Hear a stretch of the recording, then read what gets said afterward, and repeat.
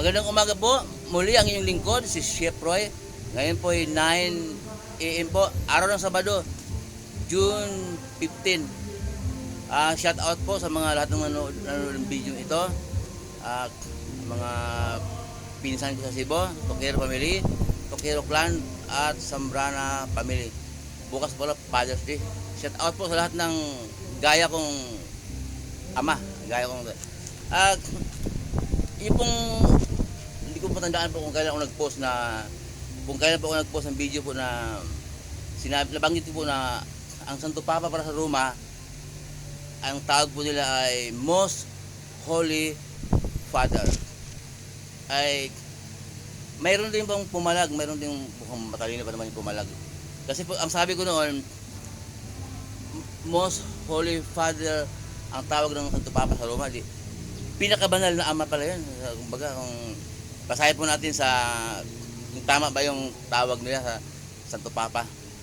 Basahin po natin sa Mateo 23:9. Ganito po ang sabi, Mateo 23:9. Ganito po ang sabi, huwag ninyong tawaging ama ang sinumang tao sa lupa, sapagkat iisa ang inyong ama, ang ama na nasa langit. Yun po ay yung pinost ko po doon, yung pong sabi ko na abay, inubos na niya yung karangalan ng Diyos Ama pala. Ang nagpatawag siya ng Most Holy Father sa yung Santo Papa po nila sa Roma. Kaya po may pumalag po na sabi, kung yan ang nakasulat niya, kinontra po yung nakasulat.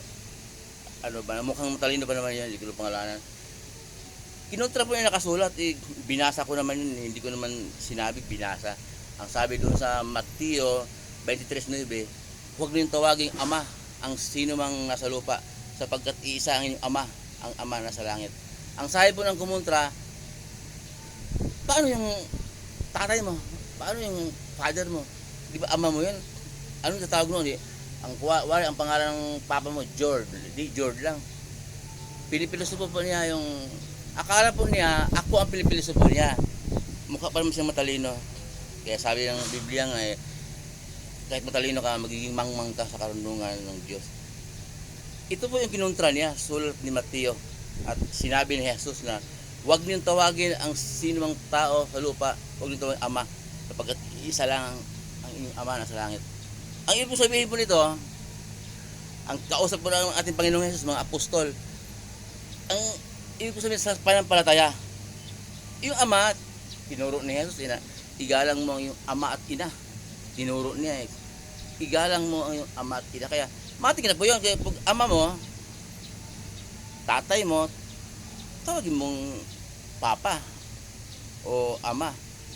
Kasi magulang mo yun Yun. Pero yung sa pananampalataya po sa simbahan, sa church, yun po ang tinutukoy ng ating Panginoon Jesus. Huwag ninyong doon po sa Mateo 23:9, huwag ninyong tawagin ama ang sino mang taong nasa lupa, sapagkat iisa lang ang inyong ama, yung ama na nasa langit. Kaya po mukhang umano siya yung na-opinion pagkasabi ko na yung Santo Papa sa Roma, ang tawag nila doon, Most Holy Father. Tsaka hindi mo tatay yun. Hindi mo tatay yun. Pero tinawag mo Father. So, Holy Father pa. So, pinakabanal na ama. Pero ang sabi po dito, kahit sinong tao sa lupa, huwag nito yung ama. Matik po yun na labas doon yung magulang natin. Magulang natin yun Kaya huwag natin isama doon. Yung kausap na ang ating Panginoong Jesus, yung mga apostol niya, yung pagtuturo niya. Hindi po ako may sabi, kundi binasa ko po. Basahin din po ninyo. Basahin po ninyo kasi hindi yung sabi ni Chef Roy. Basahin po ninyo sa Mateo 23:9. Ayun po, binasa ko lang po. Ang sinabi po doon, huwag niyong tawagin ama ang sino man nasa lupa, sapagkat iisa lang ang ating ama na nasa langit. Sa ano po yun? Sa pananampalataya po yun. Diretso po, diretso, walang paligoy-ligoy. Pari po ang tinutukoy yun. Kaya tawag ito yung father.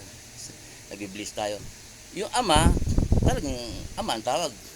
Pwedeng tatay, pwedeng daddy, pwedeng papa. Ama mo yun Yun, hindi po, labas po doon sa sinabi ng ating Panginoon Jesus. Yun po naman huwag po natin gawing pilosopo. Yung aminin po natin na talagang sinabi ng Bible at aminin po natin na salita ng Diyos yun. Kung mayroon pang nagturo sa inyo nung naunang turo, ang palagi pong pinaalala ng inyong lingkod na huwag niyo pong tingnan maamang mukha, naka-Amerikana, malinis at gwapo.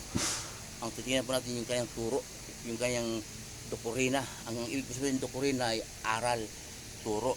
Yun po ang ating pong batayan. Ang palagi pinaalala ng inyong lingkod na ang turo ng ating Panginoong Jesus. Salita ng ating Panginoong Jesus yun, sulat ni Mateo. Ang turo ng ating Panginoong Jesus, yun po ang bago ngayong batayan, bago nating tipan, pagtipan sa Diyos.